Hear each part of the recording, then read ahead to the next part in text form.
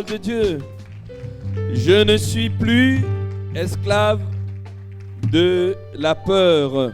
Nous pouvons nous asseoir. Vous savez, le mot esclave, personne ne veut de ce mot.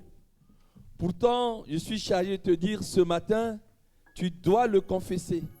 Sinon, tu es effectivement esclave de quelque chose qui s'appelle la peur. Moi, le premier. Le thème de ce message ce matin s'intitule « Je suis venu te dire, mon frère, ma soeur, mon bien-aimé, ma bien-aimée, je suis venu te dire, prends courage. » Tu as entendu? Je suis venu te dire ce matin, prends courage. Nous ne sommes pas encore dans le paradis. La vie est difficile et tu dois prendre courage ce matin, confesser que moi, je ne suis plus esclave de la peur. Sinon, tu l'es. Tu vis dans le déni. Si tu ne le confesses pas, eh bien, la peur t'emportera. J'ai assez enseigné sur le fait que le doute, après l'apôtre Jacques, c'est un enseignement de l'apôtre Jacques, bien sûr. Le doute est l'acide de la foi. Quelqu'un qui doute, dit Jacques, ne peut pas recevoir quelque chose de Dieu. Mais ce matin, je vais te dire quelque chose. L'absence de courage dans ta vie, lorsque tu laisses la peur générer en toi le découragement, car qu'est-ce que c'est qu'un découragement? Qui est la maman du découragement? Toute personne a une maman. Elle s'appelle la peur, la maman du découragement. Mais l'absence du découragement est quelque chose qui peut bloquer et qui va bloquer ton entrée dans la promesse de Dieu. Mon frère, ma soeur, il ne suffit pas d'avoir une promesse de Dieu. Il ne suffit pas d'entendre Dieu te dire, je vais te donner ceci. Mais ce matin, nous avons tous un sac. Ça, c'est les femmes, toujours des sacs. Mais si on n'est pas des femmes, on a tous des poches. En tout cas, on a un endroit quelque part où on doit mettre quelque chose dedans. Tu vas mettre dans ton sac, dans ta poche. Et ça serait l'outil que tu vas sortir ce matin avec, qui s'appelle le courage. Dimanche dernier, nous avons confessé les 4 fondamentaux. Je n'existe pas au hasard. Dieu m'a désiré. Il me connaissait avant de me forger dans le ventre de ma mère. Mon avenir est un avenir qui est fait de paix, de bonheur et d'espérance. Ça ne doit pas te quitter. Mais une fois qu'on a dit ça, le chrétien doit avoir dans son sac, le chrétien doit avoir dans son carquois un outil, une flèche qui s'appelle le courage. Celui qui n'a pas le courage, eh bien c'est perdu pour lui. Il faut que dans ton carquois, tu aies un outil qui s'appelle le courage. Vous savez, quand vous êtes en province, nous dans ces pays d'Afrique-là, même si tu n'as qu'un sac, il y a un seul outil qui est indispensable, me disaient mes aînés, c'est le coupe-coupe.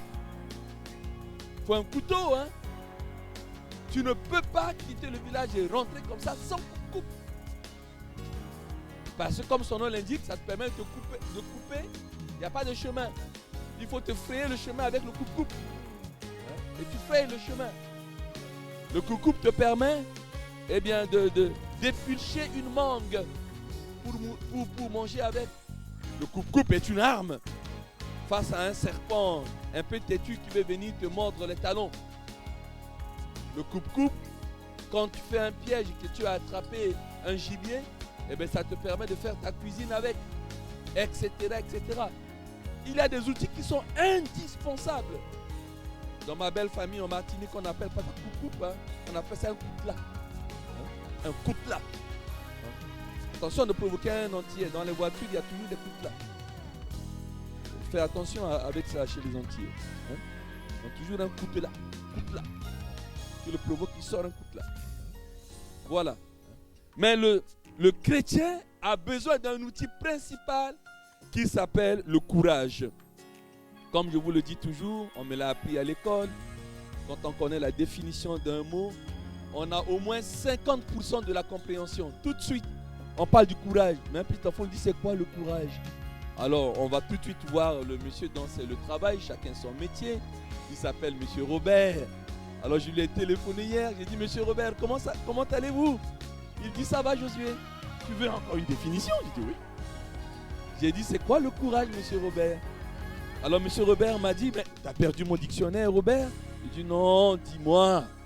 Il dit, je suis fatigué, je reviens de Soupe sur Loin avec les embouteillages et tout ça. Je suis rentré très tard.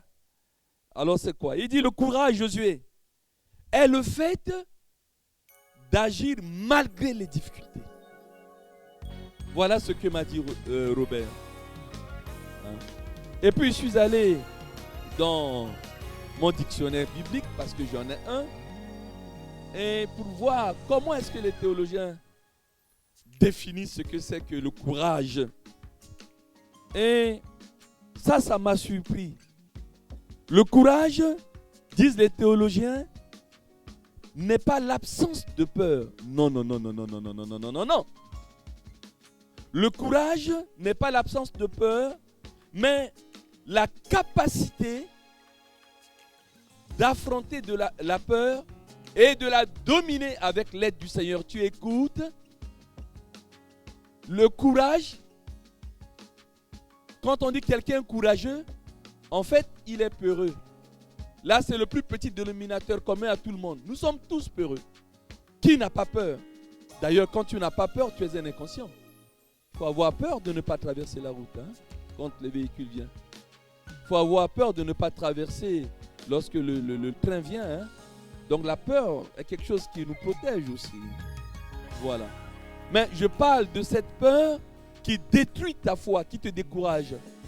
Et donc les théologiens disent, ce n'est pas l'absence de peur, mais c'est la capacité à affronter la peur et à la vaincre avec l'aide de Dieu. Voilà la définition que nous pouvons retenir.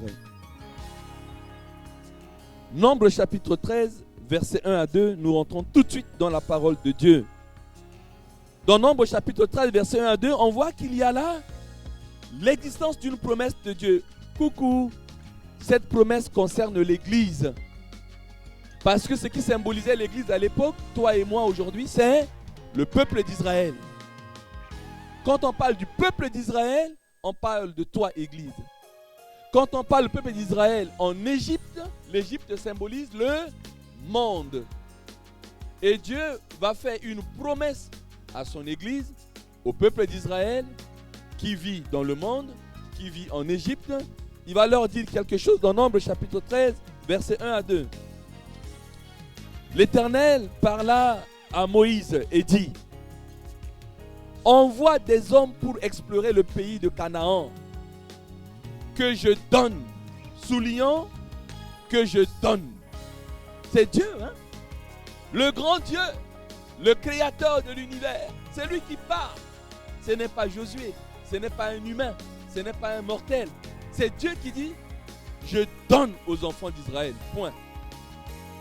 Et ensuite, il va dire à Moïse, tu enverras un homme de chacune des tribus de leur père, tous seront pleins. Ah, non, on vous le connaît, vous savez, il y a 12 tribus. Et il dit, ils ne savent pas encore le beau pays que je vous offre. Tu prends, voilà, un représentant des 12 tribus, tu les envoies, et ils vont aller voir ce pays si merveilleux. Et ça leur permettra de dire merci quand ils vont voir ce que je donne. Parce que parfois, on offre un cadeau, et on se dit, dépêche-toi de désemballer ou de déballer, comme on dit, et tu verras l'or qui se cache dedans. Envoie 12 espions. Ils iront voir l'importance de ce pays que je leur donne. Et je vous assure, ils sont partis au pays de Canaan. Et malgré que Dieu a dit, je donne, eh bien, il va y avoir un obstacle. Au verset 25 de chapitre 13, de retour, après 40 jours d'exploration, 40 jours d'exploration. Nous continuons. Ils furent de retour d'exploration du pays. À leur arrivée, ils se rendirent auprès de Moïse et d'Aaron et de toute l'assemblée des enfants d'Israël à Kadès dans le désert. Il leur fit un rapport ainsi qu'à toute l'assemblée. Et ils leur montrèrent les fruits du pays en continu. Mais le peuple, avant qu'on arrive là, en fait, ils montrent les fruits du pays, les grenades, c'est un pays qui coule le lait, le miel, les figues. Ils ont dit que c'est un pays merveilleux. Un pays merveilleux. Mais quelque chose va maintenant commencer à détruire, leur faire oublier le mot que Dieu a dit, je vous donne le pays. Mais le peuple qui habite le pays, voilà ce qui va détruire leur foi, est puissant. On a vu, c'est un très beau pays, pour le lait et le miel. Il y a des fruits, il y a de ceci, c'est beau. Mais le peuple qui habite ce pays est puissant. Les villes sont fortifiées, très grandes. Nous y avons même vu des enfants d'Anak. Vous allez continuer le reste à la maison, c'est pas grave, nous courons, hein, etc., etc., etc. En fait, ils se sont focalisés, leurs vues se sont focalisées sur la musculation, sur la taille, sur la forme. Et du coup, malgré la beauté du pays, face aux obstacles, face à l'exploration, face aux obstacles, jusqu'à ce que vous compreniez, face à l'exploration, face aux obstacles, l'exploration c'est même un rêve. Parfois nous voyons un rêve, tu fais un rêve, tu dis oula, ça c'est pas pour moi, je ne peux pas. Vous voulez que je vous donne un exemple? Ça je vais vous convaincre tout de suite ici. Je peux désigner n'importe qui, depuis ici devant jusqu'à derrière. Je lève ma main comme ça, je dis tiens, bon, Daniel encore, c'est un centralien. Il est très fort. 19 sur 20 au bac et tout ça, là, il va peut-être penser que c'est son intelligence. Mais je désigne n'importe qui, je dis, tiens, mon ami JR va être le président de la France. La preuve, c'est que ni lui dit Amen, personne dit Amen. Vous voyez? Je répète, je dis, car rien n'est impossible à Dieu. Mon ami JR, tu vas être président de la France. Là, c'est pour me faire plaisir. Hein. Heureusement, j'ai mes lieutenants derrière. Hein. Pasteur Daniel a quitté. Alléluia! Je vous assure, c'est le problème de l'homme actuellement. Mais il y avait un gars, il a rêvé la nuit. Et Dieu lui a dit qu'il allait être premier ministre. Il se réveille le matin, il a dit à papa, maman et ses frères. Hein. Ils l'ont tabassé, ils l'ont chicoté, ils l'ont traité d'orgueilleux, ils l'ont vendu même à Dieu, etc. Je vous assure, tôt ou tard, il est devenu premier ministre dans un pays dont il n'avait même pas la nationalité. En Égypte, il s'agit de Joseph. C'est le problème de l'homme. En réalité, nous sommes dans l'église, mais nous lisons la Bible, mais nous ne croyons pas jusqu'à fond, au fond. Parce que c'est beau de dire et même de les condamner. Mais Dieu te montre quelque chose. Après, tu vois tes diplômes, tu vois tes capacités, tu vois ta nationalité. Tu dis, je ne suis pas dans un parti politique, je ne suis pas sorti à l'ENA, je ne suis pas ceci, je ne suis pas cela, etc. Comment tu vas le faire? Comment? Moi, quand je travaillais à la préfecture, beaucoup ne sont pas encore nés ici en 90. J'ai arrêté 1 an pour travailler, pour me marier avec maman Babette. Et que j'étais chargé de mission du préfet. Hein, avec une Renault 25 Baccarat. Hein. Alors, on a eu l'occasion de rencontrer un monsieur qui a été, qui n'a même pas eu un CAP. Hein. Il a commencé à faire l'apprentissage de la mécanique. Après, il est devenu mécanicien. Et puis un jour, il est devenu chef de garage. Il a dit, mais comme je suis passé par l'apprentissage, je vais aider des jeunes. Donc, il prenait des jeunes en apprentissage, en apprentissage, en apprentissage. Ils allaient passer leur CAP, leur BEP en France. Et quand tu es maître d'apprentissage, tu signes tu signes les livrets des jeunes. Et un jour, le lycée le convoque. Il dit, tiens, pourquoi moi? Il dit, oui, mais on a vu beaucoup votre nom. Et on vous dit, le nom. On voit toujours votre nom. Ça, combien de temps vous prenez des apprentis? Il a dit, oh, j'ai plus de 20. Et il était précurseur en France dans le système d'apprentissage. Parce que ce sont les Allemands avec le système dual allemand. Hein, l'école entreprise. Mais nous, on ne connaît pas ça. Hein, nous, c'est grosse tête. Pam, pam, pam, pam, pam, pam. Et puis on sort avec les diplômes. En plus, ils ne nous connaissent pas. Hein, c'est ça. Hein. Et on l'a convoqué. Et puis, il a commencé à parler d'apprentissage. Tiens, il y avait le micro d'un journal. Tiens, il y avait le caméra. On a commencé à le filmer. Un jour, un président l'appelle. Il est nommé directement ministre. C'est qui? Monsieur Monory. Tac. C'est l'histoire de Monsieur Monory. Hein. C'est pas autre chose. Hein. Et toi qui penses à un circuit, tu dis non, il me faut avoir 19 sur 20, il me faut avoir Sciences Po, il me faut avoir l'ENA. Tout ça, dans ta tête, tu t'es créé ton propre rêve pour être un jour ministre en France. Quelqu'un, lui, il est là. Il a été mécano, il a été garagiste, et puis il est devenu chef garagiste, il a pris des enfants. Après, on l'a interviewé, et puis un jour, on a dit, bon, ben, celui-là, il peut être ministre de la formation professionnelle. C'est un homme de pratique. C'est un praticien, etc. Le chemin de Dieu, n'y doutons pas là-dessus. Et là, nous voyons très bien que la peur, le découragement, le fait d'avoir les regards fixés sur les difficultés fait qu'on n'a plus le courage et on ne peut pas rentrer dans le plan de Dieu. Alléluia. Verset 29. On va voir maintenant la définition que le dictionnaire a donné biblique sur le courage. C'est Caleb. Comme il fait partie des autres explorateurs, des espions, il les a écoutés. Ils ont vu que les 10 tribus étaient déjà découragées. Parce qu'au moment où les 10 premiers espions faisaient le rapport, ils ont dit, ah, c'est un pays coulerait le miel. Alléluia! Regardez les grenades, regardez les figues, regardez les belles fleurs, regardez ceci, alléluia. Mais il y a les fils d'Anak. Oh, les gens sont géants. Oh, ben finalement ça ne vaut pas la peine. Et Caleb était en train d'apercevoir l'assemblée et s'est aperçu, là dans Nombre chapitre 13, verset 29, Nombre 13, 29, et il s'est aperçu que le peuple était découragé. À force d'écouter que les Amalécites habitent, etc., etc. Après la main, je cherche Caleb. Hein.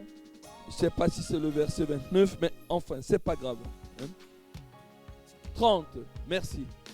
Caleb fit taire le peuple. Les gens commençaient à se plaindre.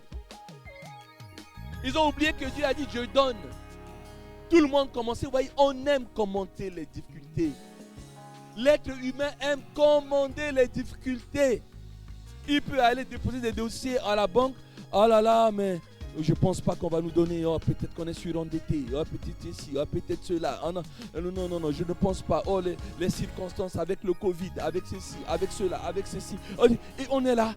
On est là. On est là. Qu'est-ce qu'on fait là? On s'effraie. Du verbe effrayer. On va le lire tout à l'heure dans Josué. Où Dieu dit, ne t'effraie point. Et ça, c'est l'exercice de tous les chrétiens.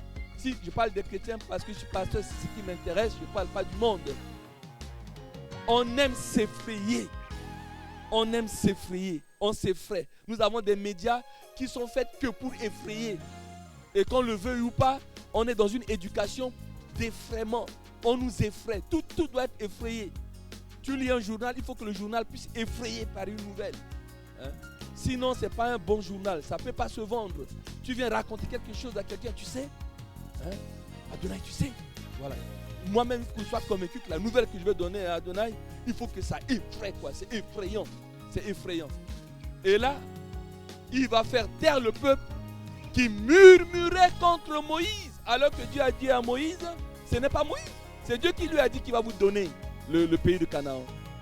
Et il va contre Moïse, il dit, montons et emparons-nous du pays, nous y serons vainqueurs. C'est la définition du courage. Ce n'est pas l'absence de peur, mais c'est le fait, quand j'ai peur, j'accepte de monter, d'affronter, d'aller contre cette peur, de m'en emparer de cette peur et de vaincre cette peur. Alléluia. Quand Mandela dit que le courage, ce n'est pas l'absence de la peur, mais c'est le fait de la vaincre, il ne fait que paraphraser la Bible. Attention. Voilà. C'est cela. Le courage. Si tu n'as pas le courage, tu as beau avoir la promesse, je le répète encore, tu as beau parler, je vais te donner, mais si tu n'as pas le courage, eh bien, tu ne peux pas aller en Canaan. C'est cela. Et l'absence du courage, mais c'est ce que le peuple a dit, nous ne pourrions pas. Et nous sommes à leurs yeux, je pense que c'est le verset 33, je crois, Ange. Nous sommes à leurs yeux comme des sauterelles. Comme des sauterelles. Voilà. Merci. Ça, j'étais trop pris là cette nuit. Nous y avons vu les géants, enfants d'Anak, de la race des géants. Nous étions à nos yeux, pas à leurs yeux d'abord. mais nous-mêmes, nous nous regardions comme des sauterelles et eux aussi nous regardent comme des sauterelles. Voilà. Mais si tu as déjà ce regard sur toi, ce matin, je ne vais pas crier pour faire peur aux enfants, mais change ton regard sur toi. Change ton propre regard sur toi. Tu n'es pas une sauterelle. Tu es un enfant de Dieu. Tu es faible, mais c'est dans ta faiblesse que tu es fort. Ton Dieu ordonne que tu sois puissant. Tu as un grand Dieu. C'est lui qui agit au travers de toi. C'est lui qui agit au travers de toi que le peuple dit Amen. Ne regarde pas à toi, tu n'es qu'un mortel, mais c'est Dieu qui agit au travers de toi. Tu n'es pas un orgueilleux pour dire je vais vaincre, je vais vaincre. Non, tu es humble en face d'une difficulté. Tu sais que c'est difficile, mais je vais monter et je vais m'emparer, je vais vaincre parce que le grand Dieu est avec moi. Mais le psaume 23 que nous lisons, c'est quoi? Quand je marche dans la vallée de l'ombre de la mort, je ne crains aucun mal, car tu es avec moi. Parce que Dieu est avec moi. Ce n'étaient pas des orgueilleux, les David. Mais parce que Dieu est avec moi. Quand Dieu dit à Gédéon, lève-toi, vaillant héros, il s'en est étonné. Il dit, en quoi je suis vaillant? Ma vaillance provient de quoi? Il a oublié que l'ange a d'abord dit, l'Éternel est avec toi. Et c'est sa présence qui te rend vaillant. La question que je vous pose, les yeux dans les yeux, quelle est la différence entre nous et ceux qui ne croient pas encore? C'est quoi? C'est Dieu. Merci Jérémie. C'est que Dieu est avec moi. Mais est-ce que nous savons ce que c'est que Dieu est avec moi? Dieu est avec moi. Jésus dit, je suis avec vous tous les jours. Pour lui, chercher à rassurer. Ne pensez pas que je vais seulement là-bas préparer une place, mais je suis avec vous tous les jours. Moi, quand j'ai peur, je dis, mais Dieu est avec moi. Et quand je réalise que Dieu est avec moi, je vous assure, la peur s'en va. La peur s'enfuit. Parce que Dieu est avec moi. Il y a un savant allemand du nom de Wolfgang. C'est un écrivain, quelqu'un qui est très respecté dans son temps, qui écrit beaucoup. Vous savez que les gens ne s'édifient par des livres, ne s'édifient pas que par la Bible. Et les gens achètent beaucoup de livres comme ça. Un des best-sellers d'Allemagne, M. Wolfgang, il a dit quelque chose sur le courage. Il a dit, avant de parler du courage, il a dit, dans la vie, si quelqu'un perd de l'argent en jouant peut-être à la bourse ou on l'a volé tout simplement, il dit, c'est une perte légère. Vous perdez des milliards, il dit, c'est une perte légère. Ensuite, il fait un autre pas. Il dit, perte d'argent, perte légère. Il dit, perte d'honneur, perte de réputation, c'est une grosse perte. Vous voyez, il y a des gens très respectés. Je ne vais pas citer les noms, j'ai beaucoup de respect pour ceux qui nous gouvernent. Mais un homme comme ça, il voulait même être le président. et son honneur a été attaqué, etc. et tout le monde s'attendait à ce qu'il soit président. C'est une grosse perte. Pourtant, tout le monde reconnaît que c'est le plus grand économiste que nous avions dans notre pays de France, etc. Mais c'est une grosse perte. Mais Wolfgang dit, même si tu perds de l'argent, c'est une perte légère. Tu perds ton honneur, ta réputation, c'est une grosse perte. Mais si tu perds le courage, perte d'argent, perte légère, perte d'honneur, grosse perte, mais perte de courage, perte irréparable. Et il a écrit tellement là-dessus. C'est terminé. Un homme qui n'a plus de courage, c'est la voie directe, c'est l'autoroute au suicide. Un jour, tôt ou tard. On ne peut plus rien tirer de cet homme. Il a démissionné. Il a lâché. C'est terminé. Si vous voulez que votre vie se termine, ce n'est pas la mort qui termine votre vie. Hein. Ce n'est pas la mort. C'est lorsque en vous, vous démissionnez. Vous vous auto-découragez. Vous vous effrayez. Vous oubliez même que vous avez Dieu. Vous n'avez plus de courage. Ce n'est pas parce que tu ne médites plus la parole de Dieu. C'est parce que tu es découragé. Et la conséquence du découragement, tu ne lis plus. Pas parce que tu ne pries pas. Non, quand tu ne pries pas, nous qui sommes des analystes spirituels, on sait tout de suite qu'il y a un découragement. Tu n'as même pas besoin d'une parole de connaissance. Quand quelqu'un dit, c'est mon éternelle question, est-ce que tu lis ta Bible, est-ce que tu pries? Voilà. C'est comme un médecin. Est-ce que tu as vomi? Est-ce que tu fais la diarrhée? Pourquoi il te pose cette question? Il a étudié. Il sait. Si quelqu'un vomit ou si quelqu'un fait une diarrhée, ça peut indiquer 3 ou 4 maladies. Et ensuite, il va aller chercher dedans gastro ou quoi, etc. etc. Quand un pasteur te dit, depuis quand tu n'as pas prié? Depuis quand tu n'as pas lu la parole de Dieu? Tu dis, ah pasteur, je n'ai pas lu, ça fait longtemps. Ça lui suffit. Il sait que ce bien-aimé traverse un moment de découragement avancé. Qui fait qu'il ne peut pas. Il ne peut pas. Le découragement ne se marie jamais avec la prière. C'est la seule femme que le découragement n'aime pas. Mais le courage, lui, se marie avec la prière. Ça va ensemble. Toujours, toujours et toujours.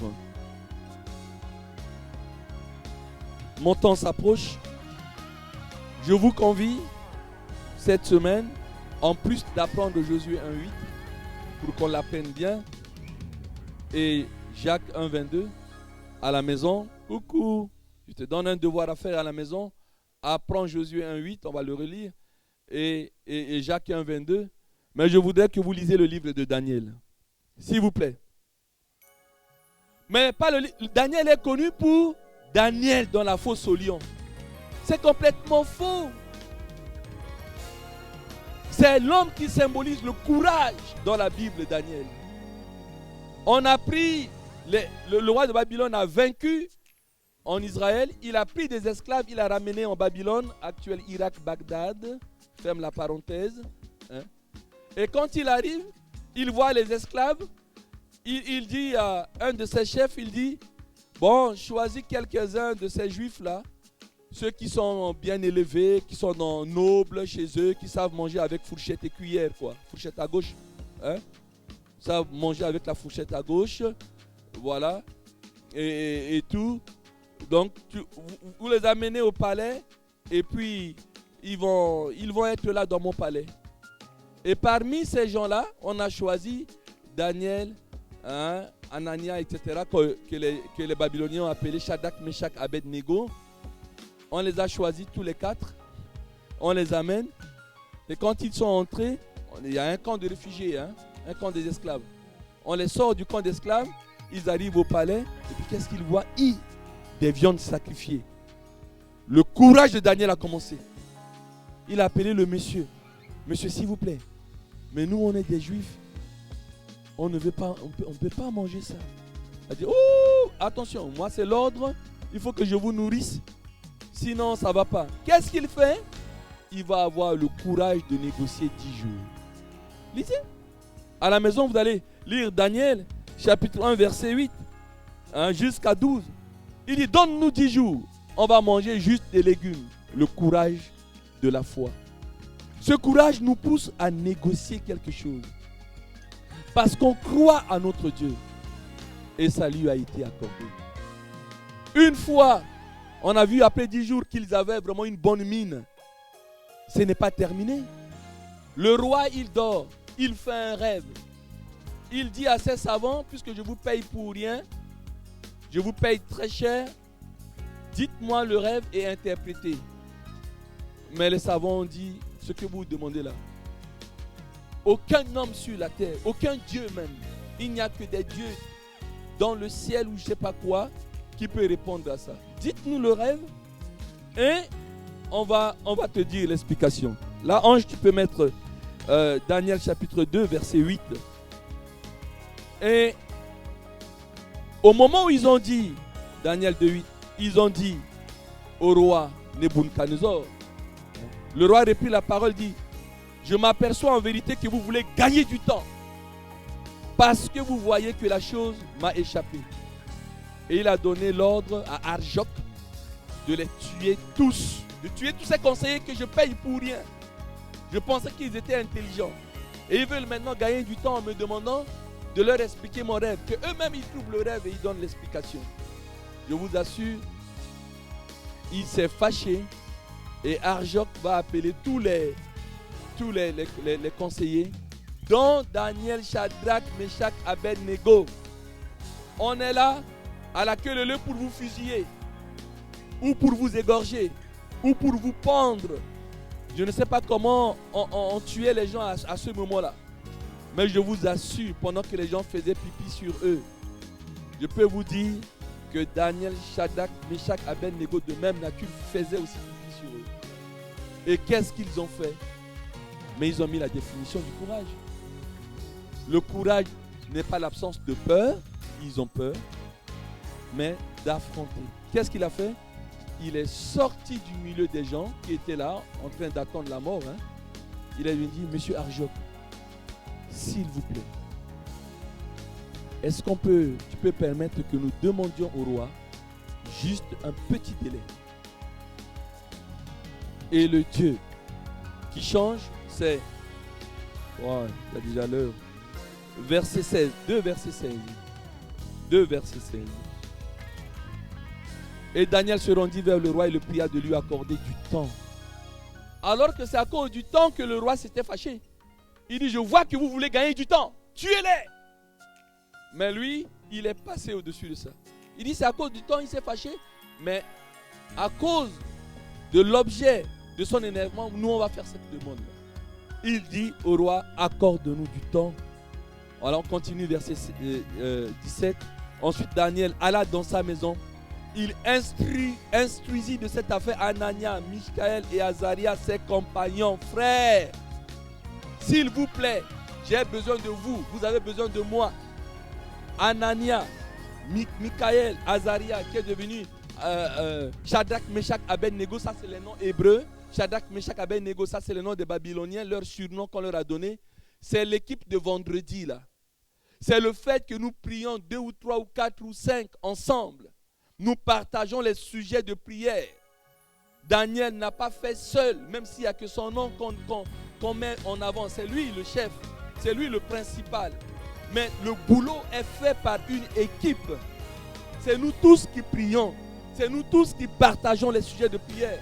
Il instruisit de cette affaire parce que c'en est une affaire. Anania, Michaël, Azaria, ses compagnons. Nous continuons. Les engageants, s'il vous plaît, frère, prie. S'il vous plaît, ma soeur, prie chez toi. Les engageants à implorer la miséricorde de Dieu des cieux afin qu'on ne fît pas périr Daniel et ses compagnons. Ils n'ont pas prié que pour eux, mais aussi avec les autres sages de Babylone. Alléluia! Alléluia! Avec les autres sages de Babylone. Quand nous prions pour le Covid, pour que la France soit décontaminée, nous ne prions pas que pour les chrétiens, nous prions pour toute la France, y compris celui ou celle qui n'a pas encore reçu Dieu, y compris celui ou celle qui insulte Jésus, y compris celle ou ceux qui méprisent notre Seigneur. Nous prions pour nos compatriotes. Nous prions pour tous ceux qui vivent dans cette nation. Nous prions pour le monde entier afin que ce pays soit décontaminé. Dit, et ses compagnons avec le reste des sages de Babylone. Nous continuons verset 19. Alors, grâce au courage de la foi de Daniel, le secret fut révélé à Daniel dans une vision pendant la nuit. Et Daniel bénit le Dieu des cieux. Nous continuons. Verset 20. Daniel prit la parole et dit, béni soit le nom de Dieu d'éternité en éternité. À lui appartiennent la sagesse et la force. Nous continuons. C'est lui qui change. C'est ce mot que je cherchais. C'est lui qui change les temps et les circonstances. Roko bashaya baragan. Roko babababashi abalasa. Alléluia. Si vous devez oublier tout ce que je suis en train de dire dans cette prédication, gardez, vous louez, vous adorez, vous priez un Dieu qui est capable de changer les temps et les circonstances de ta vie. Quelle est la météorologie de ta vie actuellement? Il fait froid? Il fait chaud dans ta vie? C'est chaud? C'est une expression, hein? Comment ça va? Oh, actuellement c'est chaud. Hein? Mais la personne ne parle pas de la température physique. Il parle de la température sociale, la température professionnelle, de la température financière, de la température émotionnelle, de la température... Comment ça va? C'est très chaud actuellement. Oui? Sache que tu pries un Dieu qui change les temps et les circonstances. Alléluia. Mais ça, il faut du courage. Les choses ne se font pas en claquant le doigt. Il y a un décret de mort. On dit, bon, c'est fini. On va pleurer et puis on nous tue. Il faut qu'on négocie un délai. On monte contre cette peur. On s'en empare. Et on va la vaincre. Et lorsque mon frère Vianney parlait ici tout à l'heure, je dis, mais le message est confirmé. C'est pourquoi je vous dis que quand il y a le culte, du début à la fin, il n'y a que des prédications. Les paroles des chants, les témoignages, c'est cela. Voyez un chrétien qui sait ce qu'il est. Il va aller devant les banquiers. Il a la trouille. Mais il va vaincre cette trouille-là. Il va écrire, il va se répéter, il va se préparer. Comment parler? Il sait quand on va devant les banquiers, il faut faire attention. Costume, cravate, se présente. Voilà, on a un chef d'entreprise qui est en train de se créer. Il y a cela. C'est important. Tout cela compte dans la vie. Hein? Nous, à l'époque, c'est comme cela. Moi, je suis arrivé à 19 ans et demi, on faisait comme cela. Hein? Si tu veux aller chercher à être comptable dans une entreprise, sois au moins propre. Hein? Mais si tu veux aller là comme ça pour distribuer les journaux à Birakem, hein, au CIDJ, là où on allait trouver du travail, là-bas, à 4h30 du matin, et distribuer les journaux dans tout le 16e arrondissement, qu'est-ce qu'on fait? On est en jean, on prend un stylo, on met derrière notre oreille. On est cool, quoi. Voilà, avec un petit blouson, on arrive, voilà, basket, tout de suite, stylo derrière les oreilles et tout. Ah, vous pouvez vous réveiller tôt? Oui, on fait le boulot. Vous pouvez passer contrôler et tout. Et puis on se dit aux amis, chut, tu veux chercher du travail? Oui. Mais ce genre de travail, il ne faut pas venir avec costume, cravate. Hein? Il faut éviter ça. Ça dépend du travail qu'on fait. Hein? Le comportemental va aussi avec. Hein? Et il est sûr de lui. C'est cela. Si vous avez compris ça, eh bien, nous avons compris. Lisons à la maison. On ne peut pas à chaque fois tout vous dire, tout vous lire. Hein? Et c'est comme cela. Peut-être Josué 1, Josué. On va terminer là-dessus. Hein. Le reste, vous allez le faire à la maison. Si vous avez compris ce message, c'est bon. Josué chapitre 1,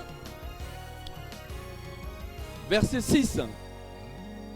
Moïse est mort et c'est Dieu lui-même qui va venir dire à Josué, mon serviteur est mort. Ce n'est pas Josué qui s'est nommé, hein? C'est Dieu lui-même. Et il va lui dire, fortifie-toi et prends courage. Mais pourquoi? Dieu, il est là. il est avec lui. Pourquoi il doit se fortifier? Parce qu'il y aura des tourbillons. Il y aura des obstacles. Il y aura des problèmes sur le chemin. Prends courage, car c'est toi qui mettras ce peuple en possession du pays que j'ai juré à leur père de leur donner. J'aime bien ce verbe. Dieu, il jure, pourtant on doit encore besoin de prendre courage. Il a juré. Pour nous, quand Dieu parle, une prophétie sort, on doit croiser les bras et les choses coulent comme ça. Dès qu'il y a un problème, mais peut-être que la prophétie n'était pas juste. C'est pour ça que beaucoup de prophéties ne réalisent pas, non pas parce que Dieu n'a pas donné, mais c'est parce que les bénéficiaires eux-mêmes manquent de courage pour se jeter à l'eau, comme on dit. Ils manquent de courage. Et donc ils pensent que ça devait être tellement si facile. Verset 7 alors. Verset 7, deuxième fois. On voit fortifie-toi seulement et un bon courage. Deuxième fois où le mot courage sort. Verset 9. Ne t'ai-je pas donné cet ordre? Ça ne vous fait pas penser à ce que Jésus a dit à Marthe et Marie? Ne t'ai-je pas dit que si tu crois? C'est comme un regret. Dieu va dire, ne t'ai-je pas donné cet ordre, Josué? Fortifie-toi et prends courage. Ne t'effraie point, s'il vous plaît. Ne t'épouvante point. Car l'Éternel, ton Dieu, est avec toi dans tout ce que tu entreprendras. Je ne crains point, je ne m'effraie point, je ne m'épouvante point, je me fortifie, je prends courage. Hein? Alléluia. Je prends courage. Alléluia. Alléluia. Le message est terminé. Le reste, lisez à la maison. Il y a tellement de versets. Oh, alléluia. Je garde pour moi. Le temps n'est plus là. Mais Josué 1:8. Lisez Daniel. Et si vous voulez encore compléter définitivement votre délivrance, lisez Juge 7 avec Gédéon. 32 000 soldats de Gédéon. Il veut aller au combat. Dieu dit mais non. Pose une question. Tous ceux qui ont peur, sortez de l'armée. Il y en a eu 22 000 qui ont accepté que eux, ils sont des peureux. Sur 32 000, 22 000 personnes ont levé la main en disant, nous, on a peur. On voit les difficultés, ça, c'est pas pour nous. Il y a des gens qui cherchent la facilité dans la vie. Ils ne veulent pas affronter. Ils ne veulent pas payer le prix. Ça a été dit par notre sœur dans sa méditation. Oui.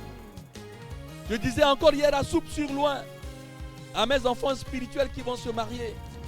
Je leur dis ça. Dans la vie, il n'y a que 4 tiroirs. Il n'y en a pas 5. Oui, papa, mais on a mal commencé. On a vécu sans mariage. On a eu des enfants. Il dit, mais je ne veux plus entendre ça. Il n'y a que 4 tiroirs dans la vie. Ou on commence bien, on finit bien. Ou on commence mal, on finit mal. Ou on commence mal, on finit bien. Ou on commence bien et on finit mal. Il n'y a que 4 tiroirs. L'important, c'est toujours de bien finir.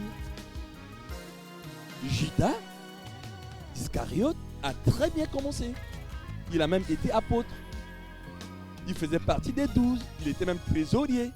Il a terminé mal. Saul de Tarse a mal commencé. Depuis l'assassinat de Étienne, c'était lui le chef de bande. Il était sur le chemin de Damas pour venir brûler encore les églises. Quand Jésus l'a terrassé, lui a donné un moutou. Il était par terre. Boum. Complètement aveuglé. Il a dit, qu'est-ce que je t'ai fait? Il a dit, tu sais pourquoi il t'a donné le moutou? Tu viens ici pour embêter et faire peur à mes enfants. Ça ne va pas marcher comme ça. Hein?